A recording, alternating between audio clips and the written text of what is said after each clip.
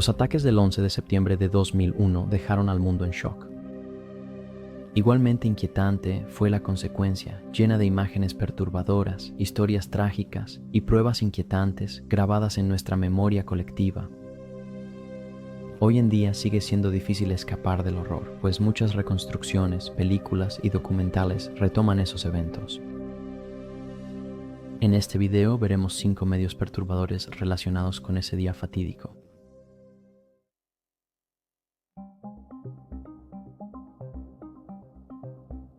Abordando el vuelo 77, las últimas imágenes. Antes del amanecer del 11 de septiembre de 2001, el Aeropuerto Internacional Washington Dulles tenía la energía de una mañana entre semana. Entre los viajeros al oeste había profesionales, militares, familias y la tripulación del vuelo 77 de American Airlines. Un vuelo directo de Washington a Los Ángeles, cerca de las 7:15 am, fue captado por una cámara de seguridad en el punto de control, generando una de las imágenes más inquietantes de esa mañana. En su imagen granulada, los pasajeros pasaban de manera ordinaria, sus movimientos no llamaban la atención, sus rostros mostraban la concentración habitual de personas preocupadas únicamente por abordar su vuelo a tiempo. Pero entre esos pasajeros que se mezclaban había 5 hombres: Hani Hanjour, Nawaf y Salem Al-Hazmi, Khalid Al-Midha y Majid Moked. Se confundían con los viajeros, su ropa era común y sus expresiones indescifrables. Sin embargo, llevaban consigo la intención de secuestrar y convertir en arma el Boeing 757 en el que estaban a punto de abordar. Un secuestrador activó el detector de metales, pero tras una segunda revisión pasó seguridad. Hani Hanjour, tras acumular horas en escuelas de vuelo de Estados Unidos, tomaría los controles cuando se abriera la cabina. Aquí pasa por seguridad.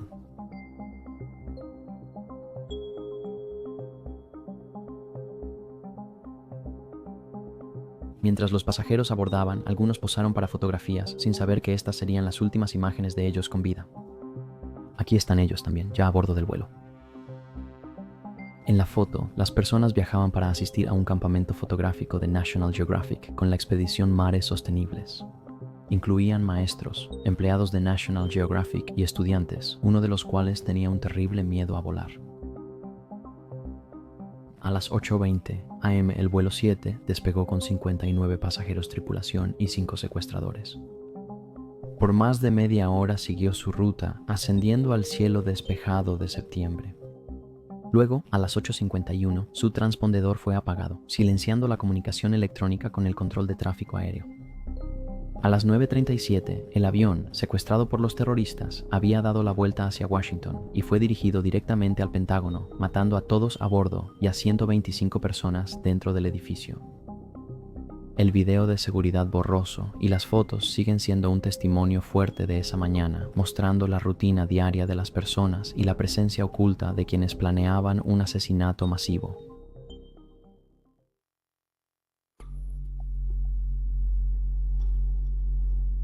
La cámara perdida. Ahora, esta no es una imagen ni un video que realmente pueda mostrarles, ya que no ha sido publicado oficialmente al público, pero sí existe. Tras el 11 de septiembre de 2001, mientras los equipos revisaban los escombros del World Trade Center, hallaron numerosos objetos personales.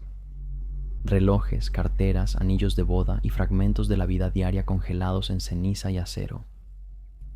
Una de las historias más inquietantes es sobre una cámara desechable recuperada del bolsillo de un hombre que saltó o cayó de una de las torres.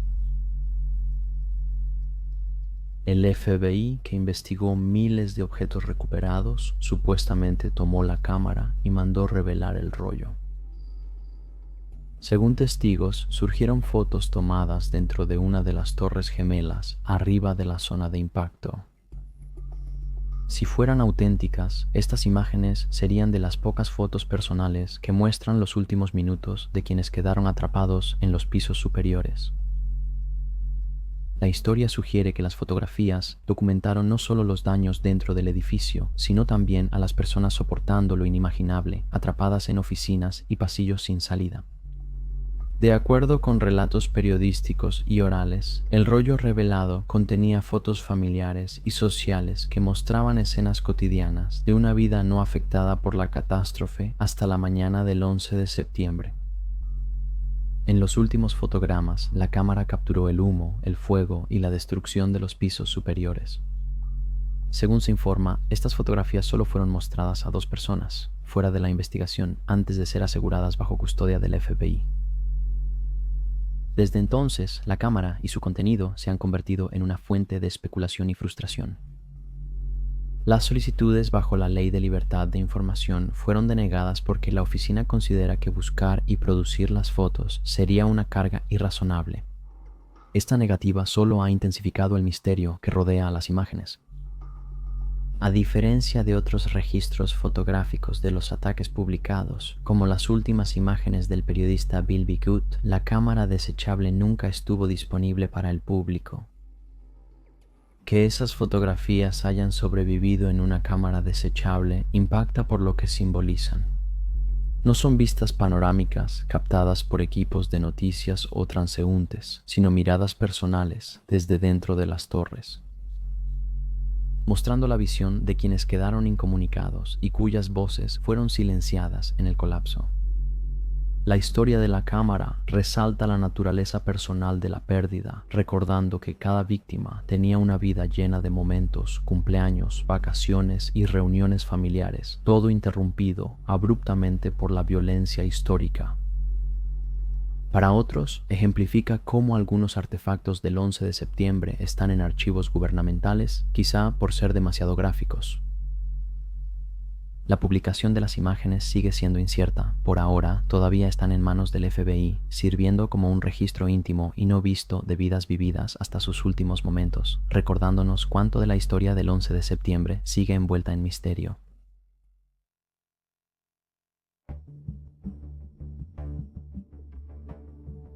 El padre de Mohamed Atta. Hubo una declaración hecha por el padre de Mohamed Atta durante una entrevista poco después de los ataques del 11 de septiembre que provocó una gran controversia. Pero primero hablemos de Mohamed Atta. Mohamed Atta lideró los ataques del 11 de septiembre y fue el piloto que estrelló el vuelo 11 de American Airlines contra la torre norte del World Trade Center. Pero uno de los peores terroristas del mundo fue moldeado por su infancia y su padre dominante. Mohamed Atta nació en 1968 en Kaf al-Sheikh, un pequeño pueblo en el delta del Nilo, en Egipto. Era el hijo mayor de Mohamed Atta, un abogado de El Cairo, y su esposa Betania. El matrimonio de Betania y Mohamed fue arreglado cuando ella tenía 14 años, algo común en su entorno entonces. Ella provenía de una familia respetada de agricultores y comerciantes, mientras que Mohamed estaba siguiendo una carrera en Derecho, habiéndose formado tanto en jurisprudencia civil como islámica.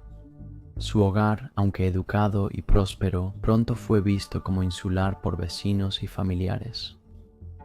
Los visitantes solían comentar la austeridad de la familia, pues parecían aislados de la comunidad. Esto se debía principalmente a la personalidad de su padre, conocido por ser severo, controlador y reservado. Amigos y familiares recordaron que Mohamed creció en un ambiente donde importaban las apariencias, pero faltaban calidez y apertura social. Sin embargo, sus 2 hermanas prosperaron en las carreras que eligieron. Una se hizo doctora y la otra siguió una carrera académica, reflejando el énfasis familiar en el logro y la respetabilidad. Tras los ataques del 11 de septiembre de 2001, donde Mohamed Atta fue señalado como principal secuestrador del vuelo 11 de American Airlines, su padre rechazó la versión oficial. Días después, organizó una conferencia en El Cairo, donde presentó a su hijo como un joven reflexivo y amable, no como fanático. Toma un reloj. Escuché la noticia y la vi en la televisión. Mi hijo me llamó 24 o 47 horas después del incidente y quizá le robaron el pasaporte o tal vez lo hayan secuestrado. Él pintó una imagen de Muhammad como alguien que disfruta el ajedrez, que no le gustan los juegos violentos y que sentía repulsión por el extremismo. Insistió en que su hijo despreciaba a Osama Bin Laden y afirmó que hablaron por teléfono 1 o 2 días después de los ataques, lo que consideraba prueba de que Muhammad no murió en ese avión. Acusó a los servicios de inteligencia de Israel de organizar los ataques para culpar a los musulmanes y afirmó que las fotos de su hijo en aeropuertos de Estados Unidos eran falsas. Con el paso de los años, sus explicaciones fueron cambiando, pero nunca coincidieron con los hechos establecidos. En 2002 afirmó en entrevistas que su hijo seguía vivo y se ocultaba por temor a los estadounidenses. Luego declaró a los periodistas que Mohammed no fue asesinado en Nueva York, sino por agentes del Mossad. En 2005 declaraba: "Mi hijo se fue, está con Dios, el Mossad lo mató". La coherencia no estaba en los detalles, sino en su negativa a aceptar que Mohammed Atta, su hijo, lideró el ataque terrorista más devastador en la historia de Estados Unidos. Su esposa, Betiana, madre de Mohammed, mostraba una negación similar pero más silenciosa. Mientras su esposo buscaba la atención mediática y hacía declaraciones polémicas, ella mantenía la esperanza y daba explicaciones alternativas en entrevistas durante años. Hasta 2016, ella afirmó a reporteros franceses que su hijo no estaba muerto, sino preso por Estados Unidos en la bahía de Guantánamo. En el año 2021, cuando ya tenía casi 80 años, todavía les decía a los visitantes que creía que Mohammed podría seguir vivo en Afganistán, viviendo oculto, lejos de los ojos del mundo. Estas creencias, aunque inverosímiles, mostraban que la madre no podía conciliar sus recuerdos de su hijo con las acusaciones contra él. Para los padres de Atta parecía más fácil imaginar una vasta conspiración global que enfrentar la realidad de las acciones de su hijo y darse cuenta de que, a pesar de su estricta educación, él fue el líder del peor ataque terrorista de la historia reciente. También hay algunas personas que apoyan a sus padres y creen que lo que dicen es verdad.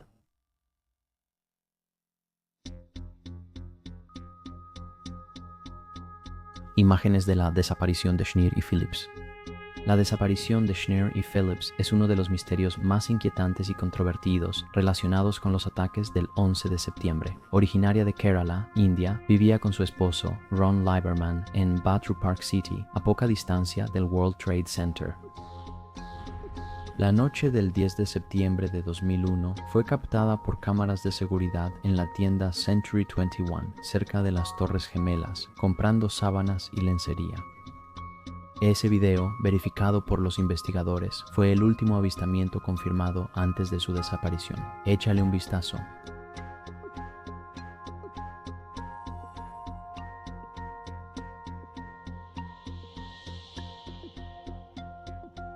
Ella no volvió esa noche. Su esposo no se preocupó porque ya era común que ella se quedara fuera. Al día siguiente, Ron salió temprano al trabajo. Cuando el primer avión impactó la Torre Norte, Sneha no estaba en casa y nunca contactó a su familia ni volvió. Por su cercanía a las torres y formación médica, su esposo y familia creyeron que pudo correr al desastre para ayudar a las víctimas. La posibilidad de que haya actuado instintivamente como doctora, ayudando a los heridos, se convirtió en la teoría más convincente sobre su desaparición. Los investigadores no hallaron pruebas concluyentes de que estuviera en la zona cero tras los ataques. La investigación de su caso pronto quedó envuelta en controversia. La policía no consideró a Sneha como víctima del 11 de septiembre de inmediato y se enfocó en su vida privada. Meses antes de desaparecer, perdió una residencia hospitalaria por conflictos de profesionalismo y acusaciones de consumo de sustancias y salidas nocturnas. Las autoridades indicaron que ella tenía problemas personales y pudo haberse ausentado voluntariamente o en circunstancias preocupantes. Su esposo y su familia rechazaron firmemente esta interpretación, insistiendo en que, aunque era independiente y sociable, también era responsable y compasiva y que sus acciones el 11 de septiembre probablemente estuvieron guiadas por su instinto de ayudar a los demás. El tema de las grabaciones perdidas o desaparecidas solo profundizó la incertidumbre. El video de Century 21 mostró que estaba viva la noche previa a los ataques, pero no hay registros de vigilancia de sus movimientos después. Muchas de las cámaras dentro y alrededor del World Trade Center y de los edificios cercanos fueron destruidas cuando las torres colapsaron, borrando lo que pudo haber sido evidencia vital de sus últimos pasos. Para su familia, la ausencia hizo que los investigadores especularan sobre sus decisiones en vez de considerar que pudo ser víctima de los ataques. La falta de grabaciones definitivas tuvo consecuencias legales. La oficina del médico forense de Nueva York no certificó a Sneha como víctima del 11 de septiembre por falta de pruebas de que estuviera en las torres al colapsar. Sin ese reconocimiento, a su esposo se le negó el acceso a los fondos de compensación para víctimas y su nombre fue excluido de los memoriales oficiales, pero su familia luchó incansablemente contra esta decisión, argumentando que la destrucción de posibles pruebas en video era en sí misma parte de la tragedia de los ataques y no debía usarse para descalificarla. Tras años de disputas legales, en 2008, la Corte de Apelaciones de Nueva York reconoció oficialmente a Sneha Ann Phillips como víctima del 11 de septiembre. La Corte determinó que, aunque no había grabaciones ni testigos que la ubicaran en la zona cero, lo más razonable era que murió en los ataques. Con este fallo, su nombre fue añadido a la lista de víctimas, asegurando su lugar en el registro oficial de ese día. Aunque la Corte decidió, la desaparición de Sneer sigue sin resolverse.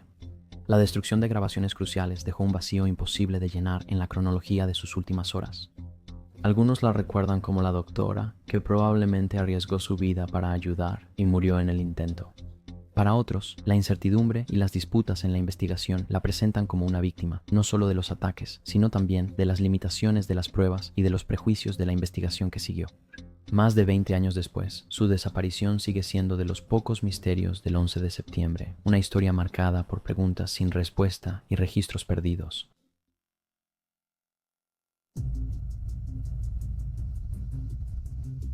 El auto secuestrado. Mira este Toyota Corolla de 1988. Para quien no lo sepa, esto parece un auto común. Sin embargo, es uno de los artefactos más inquietantes del 11 de septiembre.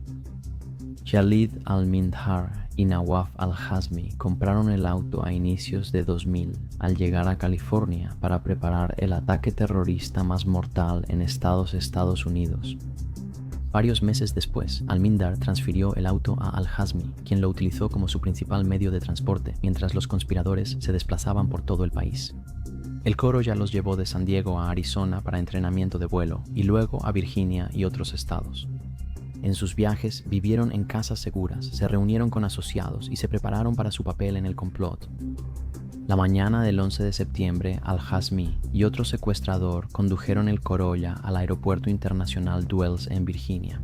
Lo dejaron horas en el lote antes de abordar el vuelo 77 de American Airlines.